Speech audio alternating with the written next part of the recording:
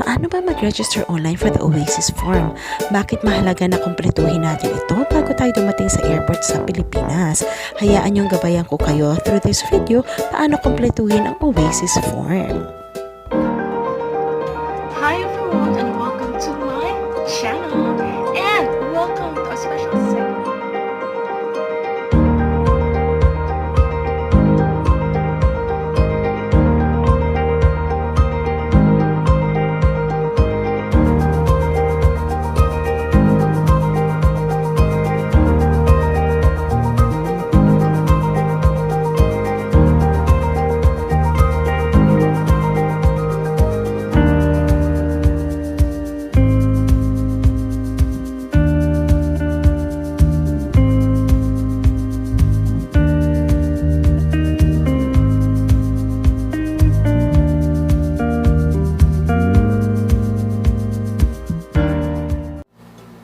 So, bago kayo lumipat sa Pilipinas, ano ba'y maaari ninyong gawin so that at least mabawasan na ang inyong mga dapat na kompletuhin ng mga papeles o dokumento. So, we have two online documents that you have to complete. So, number one is the OASiS. When we talk about OASiS, ano ba yung OASiS?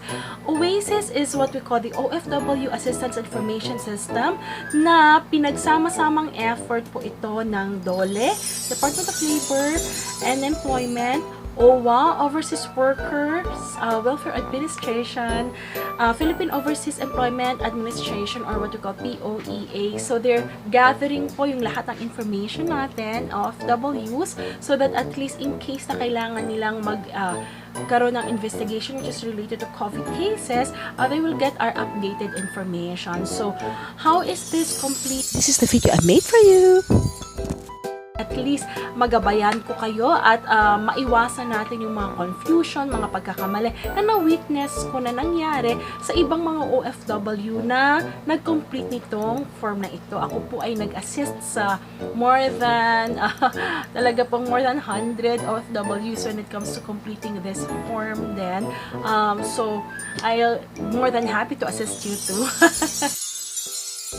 Okay, so using the guide that they had given to us from the DOLE website, we will definitely follow the 7 steps that they had given, but at the same time, we will add on to whatever they have given based from the experience that I've had. I assisted more than 100 Filipinos when it comes to completing po this form when we were about to be repatriated from the ship, pabalik po sa ating bansa. So, whatever challenges they had at the same time, like some concerns, tulungan ko na po kayo, i-guide ko kayo para mabilis and accurate ang pag-complete nyo ng form. Now, first step. So, first step is, of course, go to the website. We have two websites for this OASiS form. The first one is what you see from the screen. So, the one that you see from the screen is from DOLE. So, the website itself is www.dole.gov.ph/OFW-Assistance-Information-System-OASiS. So, pwede nyo po ma-access ang form from here. As you can see, there's the guide below and on the top will be the link. So, just click it and it will prompt you to the page. Now, what is the other website? The second website to access the OASiS form is oasis.owa.gov.ph. So either of the website, you can use this to access the form. This one is what we use from the ship to access the form. So from this some mga seafarers, you can easily type this from from the computers that were provided to you, so that at least you can register as well. Step number 2, select your preferred language, English or Filipino. And then it will prompt you to the register page. On the registration page, you will see the complete meaning of what is OASiS. This is the OFW Assistance Information System. It will also explain to you what is the meaning of OASiS and what is the purpose of this online platform. So, OASiS is an online platform intended to facilitate better service delivery to us OFWs. Now, by registering in OASiS, you and I are providing necessary information to DOLE, POLO, OWA and POEA that will enable them to respond to your concern and provide appropriate services in view of the COVID-19 pandemic, such as repatriation, testing, quarantine, and transportation. All the information you will provide will be used in accordance with the Data Privacy Act of 2012. So that is what it says on the first paragraph. On the second paragraph, on the other hand, it says you will receive an acknowledgement email confirming your registration and link to update your current information. I'll explain this further later once we start completing the form. For now, you can click register if everything is clear to you. In completing the form, we are still doing step number 2. So, by completing the form, please make sure na ibibigay po ninyo ang appropriate data as well as accurate information. Makikita nyo rin po sa form, merong mga boxes na may asterisk na pula and meron din pong wala. Now, yung asterisk na pula, you all know that it's mandatory, so it means na kailangan yung i-complete yon. However, yung ibang walang mga asterisk, meron pa rin pong mga importanteng information na bagamat walang asterisk, you have to complete it, just like the email address. Isa pa sa mga information na hinihingi bagamat walang asterisk na pula ay ang iyong passport number. So, I suggest it's better you complete it even if you will upload your passport details or scanned copy later on. It's better you input it as well. And of course, birthday, civil status, and at the same time, sex, male or female. Now, just like what I've mentioned as well, email address. So, email address is very important for you to provide kasi katulad po nung binasa natin sa second paragraph, dito po nila ibibigay ang kumbaga yung registration confirmation plus at the same time the link for you to update any information that you'd like to update. So kahit walang pulang asterisk, please make sure you indicate the correct and accurate email address. This is the part wherein marami po sa tinulungan kong OFW ang nagkamali. Either mali yung email address na binigay nila or hindi naman po sila nagbigay ng email address. They left it blank simply because wala pong red asterisk. Isa pang information na walang red asterisk but very important is your cellphone number. Just make sure na ang ibibigay niyong cellphone number is accurate and correct din. Then, the rest of the information that they're asking is very basic and it's for you to provide. Now, let's talk about the information they're asking from you regarding the nature of your work. So, once they ask you for the nature of your work, tatanungin lang naman po if land-based or sea-based. So, you can just choose from the drop-down menu. After that, yung occupation nyo on board or abroad. So, ano po yung exact occupation nyo on abroad? So, just write it down. For example, it could be for seafarers. You can write seafarers or yung specific job designation po ninyo, whether ordinary seaman or for example, F&B or food and beverage. Ano po yung trabaho niyo po sa food and beverage team. After that, it will also ask you for the country of work or flag vessel if seafarers. So, please just mention it. If, for example, you're an OFW, so country of work, if you are working as a seafarer, so kung ano yung flag vessel ng inyong ship, yun ang ilalagay po ninyo.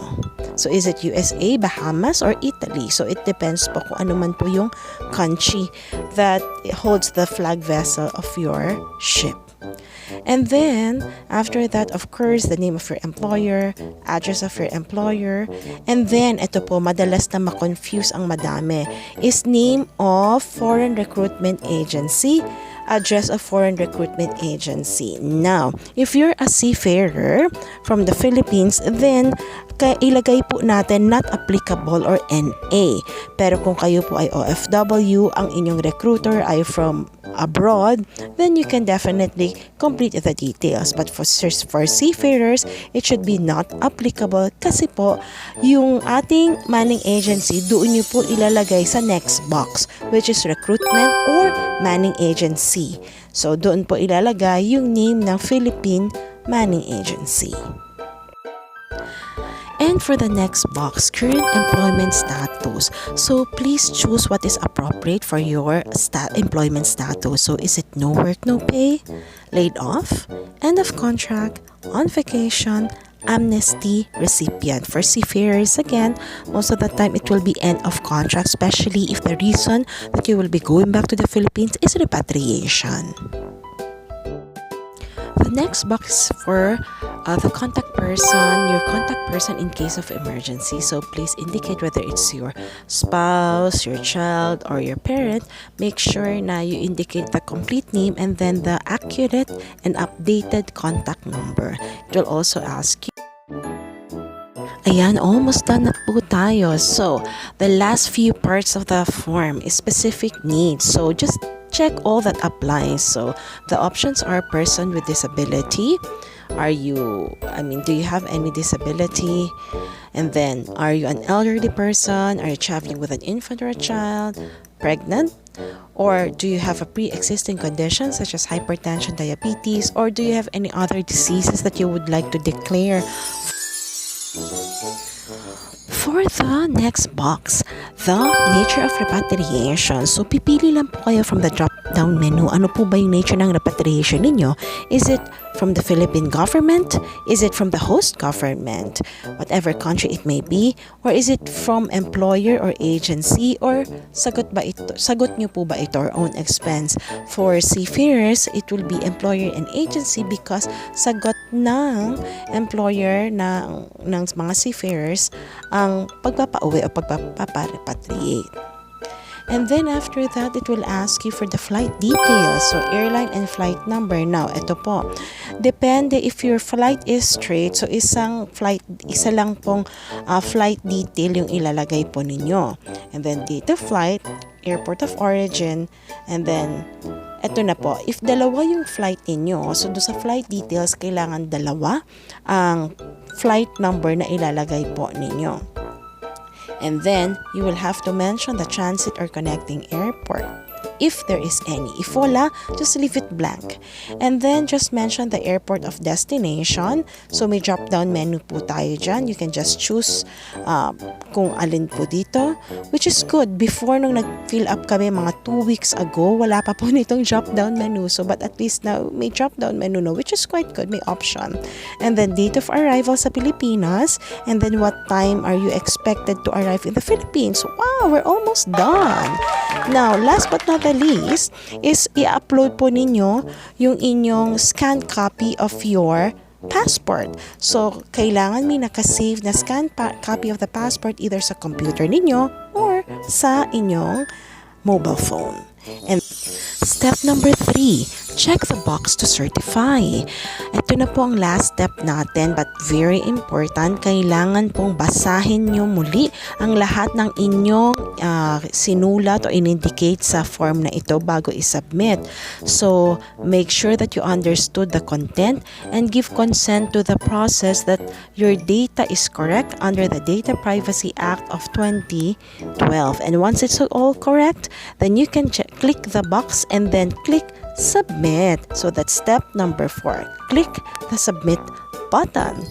And please make sure na intayin ninyo makakita ng kumbaga malaking check na green. It means that you successfully submitted the registration form and all you have to do is wait for the email.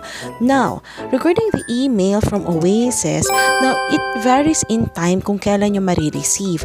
Merong iba na-receive agad nila after a few minutes upon registering, but for me po, it took me like 3 days before I receive it.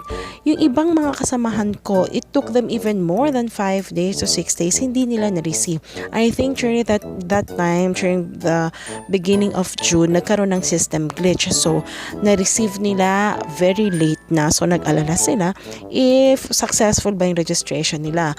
Ang tanging tugon ko lamang is kung nakita nila na successfully submitted, then it means na-submit nila successfully. And tama nga naman po kasi after a few days, because of the possible system glitch, dun palang nagpadala ang OASiS ng email registration sa kanilang respective email indicated sa form. number 5. So step number 5 is when you successfully receive the email from OASiS notifying you that you have successfully registered in OASiS. And step number 6 is from the same email, you will see a link below. And this is a link wherein you can update your any information that you have entered in the system. And again, this will be sent along with the email confirmation. And then, if in case you have any information that you were not able to indicate, pwede nyo na pong i-update yung information dun from that link at the same time. And then, step number 7, our last step. Wow! If ever lang naman po may ginawa kayong update mula doon sa information that you have inputted the first time when you registered for OASiS, then you just have to click submit so that at least it will be captured by the system. And after that, woohoo! Well done, everyone!